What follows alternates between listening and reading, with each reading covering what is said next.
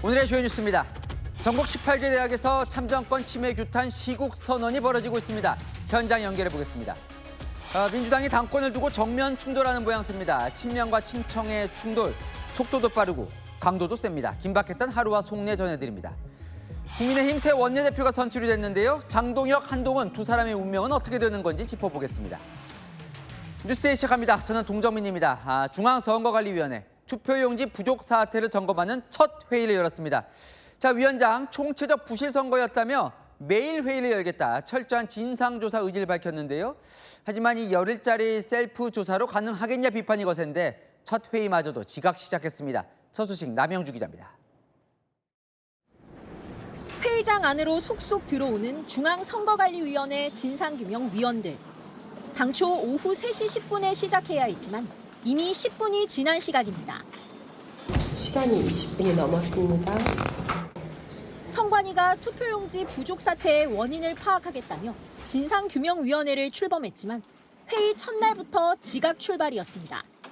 국민의 참정권이 침해된 심각한 헌정 질서 위기 사안입니다. 투표용지 부족 사태의 전무를 밝히고 그 결과를 투명하게 공개하겠습니다. 진상규명위 운영기간은 단 열흘.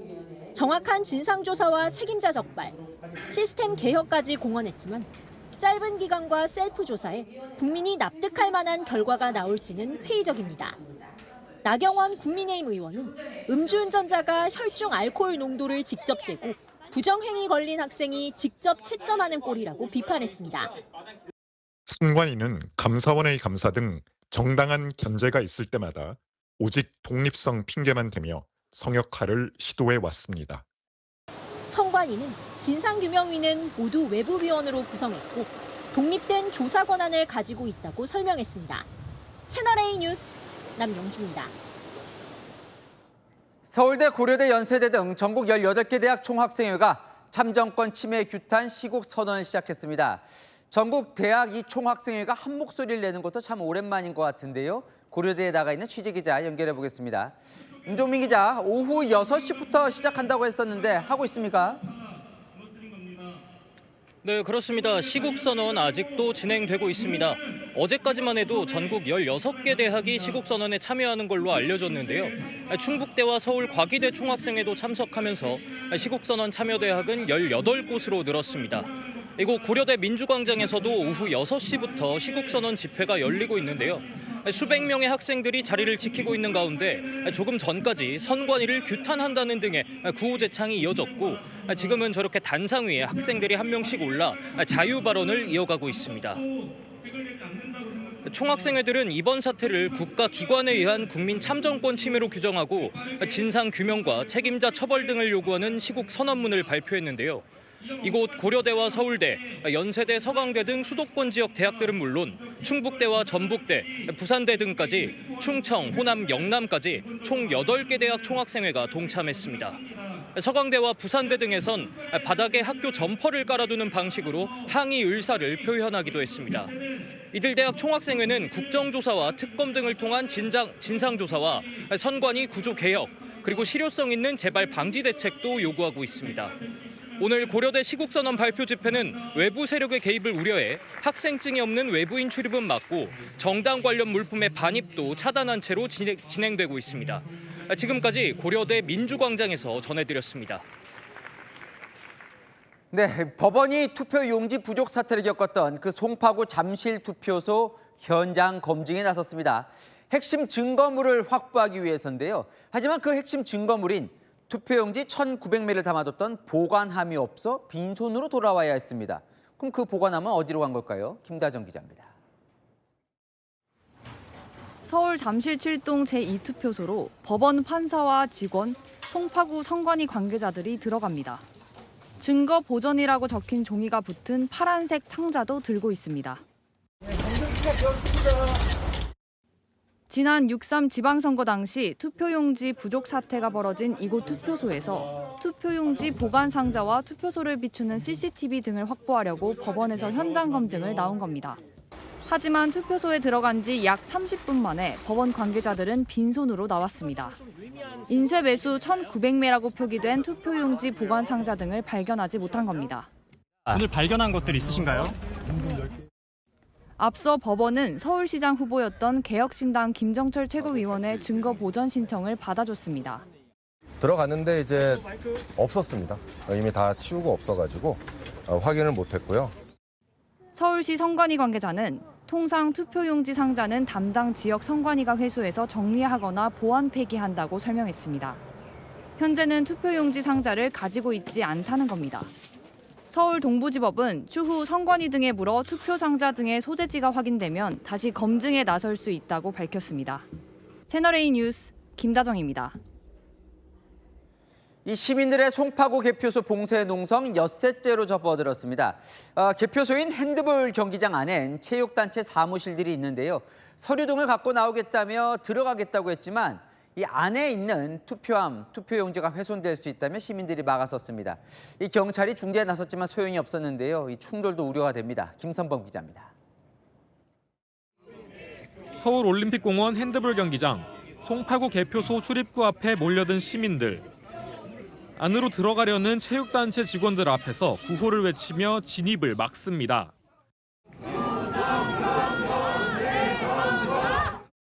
설득해보려는 체육단체 직원들에게 더 이상 다가오지 말라며 바닥에 물도 뿌립니다. 이쪽은 안 됩니다. 절대 안 됩니다.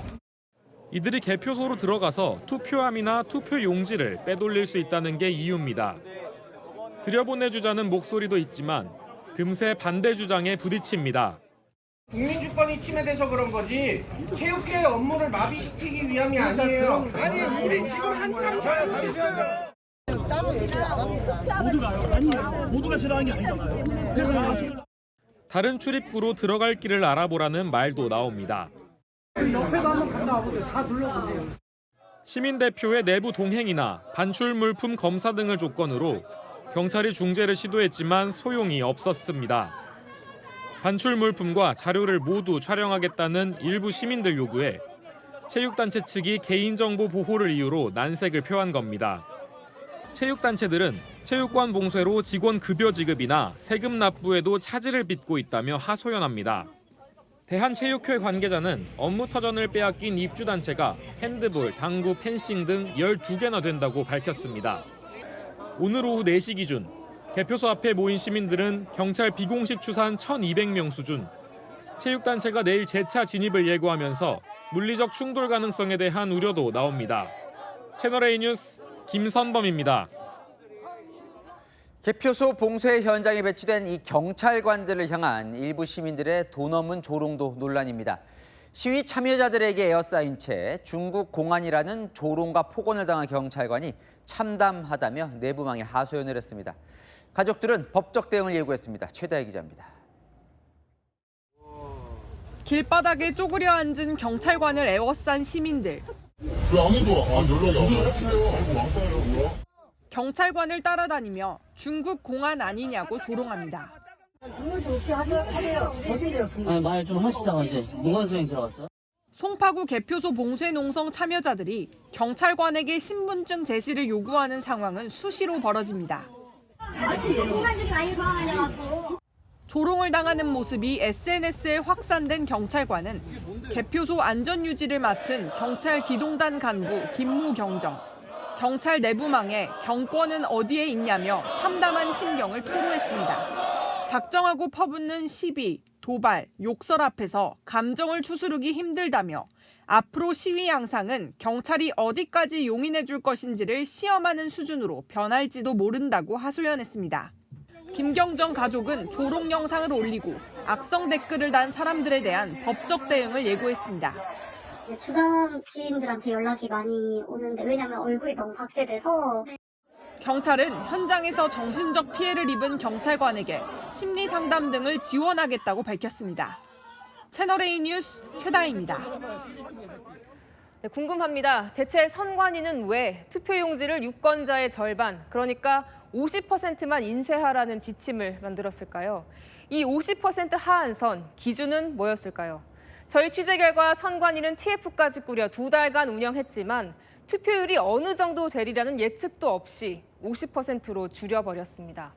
해보니 투표용지가 많이 남더라는 용역 보고서, 그게 근거였습니다. 백승현 기자의 단독 보도입니다.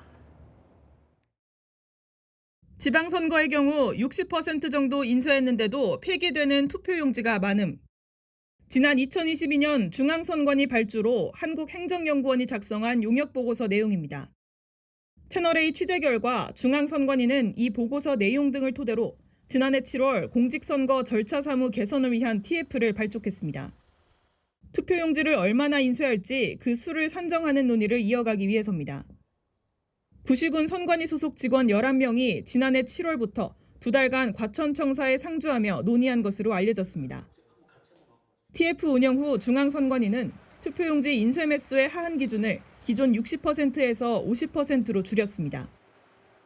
하지만 오히려 지난 지방선거보다 투표율이 오르면서 투표용지 부족 사태가 난 상황.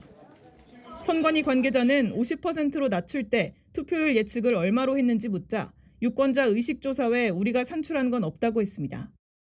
지난달 유권자 의식조사엔 반드시 투표할 것이라고 밝힌 응답자가 78%에 이르렀지만 50% 기준은 바뀌지 않았습니다. 채널A 뉴스 백승현입니다.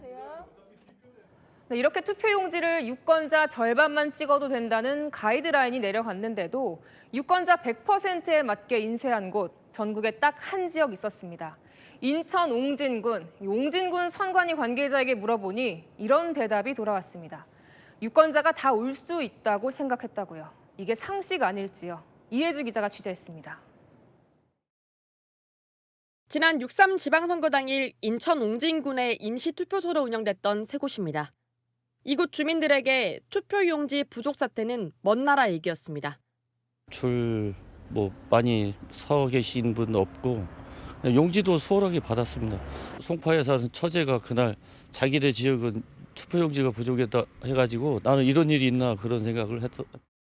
그 이유 투표용지를 18,000여 명 유권자 수에 맞춰 준비했기 때문입니다.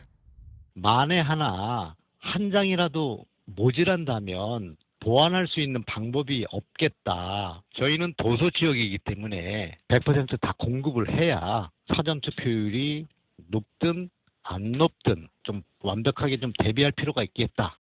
전 계장은 유권자가 100% 다 올 수도 있는 것 아니냐며 그 전제하에 100% 인쇄했다고 했습니다. 이렇게 100% 준비한 곳은 전국에서 인천 옹진군뿐. 전체 시군구 97%가 유권자의 70% 이하 분량으로 투표용지를 인쇄했습니다.